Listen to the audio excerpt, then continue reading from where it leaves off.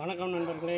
இன்றைக்கி எங்கள் வீட்டு தென்னை மரத்தில் வந்து தேங்காய் பறிக்க போகிறோம். என்ன தென்னை மரத்தில் தேங்காய் பறிக்கிறது ஒரு விஷயமானு கேட்கலாம். ஆனால் அந்த தென்னை மரத்தில் ஒரு விஷயம் இருக்குதுங்க. இப்போ பார்க்குறீங்களா, இந்த தென்னை மரம் வந்துட்டு எங்கள் அம்மா எங்கள் ஊரில் இருக்க தோப்புலேருந்து தேங்காய் பதிச்சு அந்த தேங்காயிலேருந்து தென்னங்கன்று வர வச்சு அந்த தென்னங்கன்றை வந்துட்டு அங்கே வத்திராயிருப்புலேருந்து இங்கே சென்னைக்கு இப்போ என்கிட்ட கொடுத்து விட்டாங்க. நான் கொண்டாந்து இங்கே வச்சு வளர்ந்த ஒரு தென்னை மரம் தான். அப்போ இந்த தென்னை மரம் இப்போ அம்மா இல்லாத இந்த தென்னை மரத்தை பார்க்கும்போது அம்மாவின் நினைவு எப்போயுமே இருந்துகிட்டே இருக்கும்.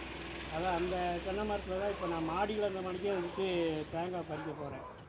நான் இது எங்களுக்கு தேங்காய் தேவைப்படுறப்பெல்லாம் வீட்டுக்கு வந்துட்டு இந்த மரத்தில் தான் வந்துட்டு தேங்காயெல்லாம் பறிச்சுக்கிறோம்.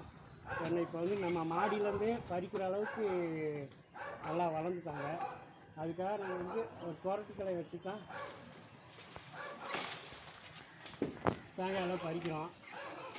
என்ன அப்பப்போ தேவைக்கு ஏதாப்போ ஒரு 2-3 தேங்காய் இந்த மாதிரி விளைய வந்துட்டு பறிச்சிக்கிறது தான்.